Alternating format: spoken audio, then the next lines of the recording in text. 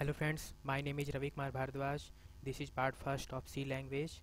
So before we learn about C language, we need to know about C language. So I will start the introduction of C language. What is C?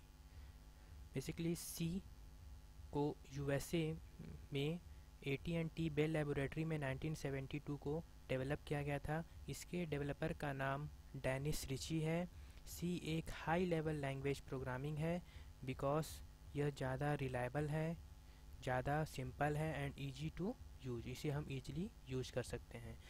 यह general purpose language के रूप में भी use किया जाता है, अर्थात इसके ज़रिए हम बिजनेस के लिए सॉफ्टवेयर, गेम के लिए software, scientific research and other कई लैंग्वेजेस, कई फील्ड्स में इसके लैंग्वेज के द्वारा सॉफ्टवेयर डेवलप कर सकते हैं।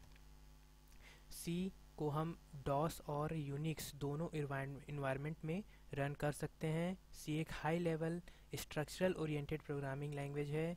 अगर हम डॉस में प्रोग्रामिंग कर रहे हैं तो सी में प्रोग्राम करने के लिए टर्बो सी और C++ कंपाइलर का यूज़ किया जाता है, और अगर हम यूनिक्स इन्वायरमेंट के लिए काम कर रहे हैं तो वहाँ पर हम सी कंपाइलर के रूप में NSI कंपाइलर को जानते हैं। NSI कंपाइलर का यूज किया जाता है। सी एक केस सेंसिटिव लैंग्वेज है, अर्थात अगर किसी कीवर्ड या किसी वर्ड को सी में स्मॉल में लिखा जाता है तो उसे हमको प्रोग्राम में स्मॉल में ही लिखना होगा। अगर हम उसे कैपिटल या स्मॉल कैपिटल मिक्स लिखेंगे तो वहाँ पर कंपाइलर उस वर्ड व सिंटैक्स को नहीं समझ पाएगा और वहाँ पर कंपाइलर एरर मैसेज डिस्प्ले करेगा। सो यह एक केस सेंसिटिव लैंग्वेज है। जनरली यहाँ पर हम सारे कीवर्ड्स, वेरिएबल, कॉन्स्टेंट्स को स्मॉल में ही लिखते हैं। तो हम देखते हैं कि सी लैंग्वेज को हम कैसे स्टार्ट कर सकते हैं, उसके बारे में कैसे सीख सकते हैं।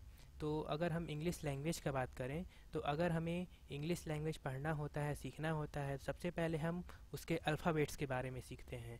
उसके बाद उसके टेंस के बारे में पढ़ते हैं, वर्ब्स के बारे में पढ़ते हैं। इसके बाद उन्हीं अल्फ़ाबेट्स की सहायता से हम किसी वर्ड को बनाते हैं, हम उन वर्ड्स के बारे में समझते हैं। फिर उन्हीं वर्ड्स को मिलाकर एक सेंटेंस बनता है और इन्हीं सेंटेंस को मिलाकर एक पैराग्राफ बनता है। तो इस प्रकार से कोई पैराग्राफ क्रिएट होता है।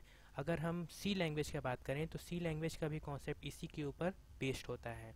तो अगर हमें सी लैंग्वेज पे प्रोग्राम करना होता है, सबसे पहले हम उन्हीं अल्फ़ाबेट्स, डिजिट और अदर सिंबल्स जैसे plus, minus, multiply, divide etcetera, इन्हीं वर्ड्स का यूज़ करके, इन्हीं अल्फ़ाबेट्स और इन्हीं डिजिट्स का यूज़ करके ही हम प्रोग्राम लिख सकते हैं। क्योंकि सी एक हाई लेवल लैंग्वेज प्रोग्रामिंग है तो इसमें हम जो भी प्रोग्राम लिखेंगे वो हाई लेवल लैंग्वेज में ही लिखेंगे।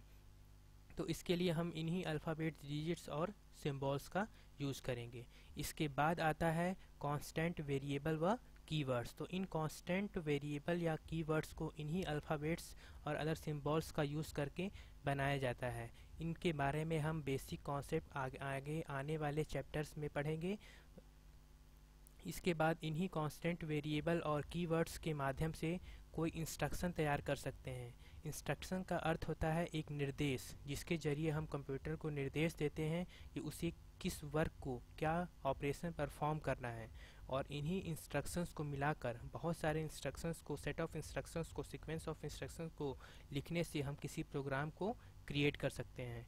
कोई प्रोग्राम क्या होता है कि एक सेट ऑफ इंस्ट्रक्शन होता है, निर्देशों का समूह होता है जिसके जरिए हम कंप्यूटर को यह बताते हैं कि उससे किस वर्क को, क्या ऑपरेशन को कैसे परफॉर्म करना है।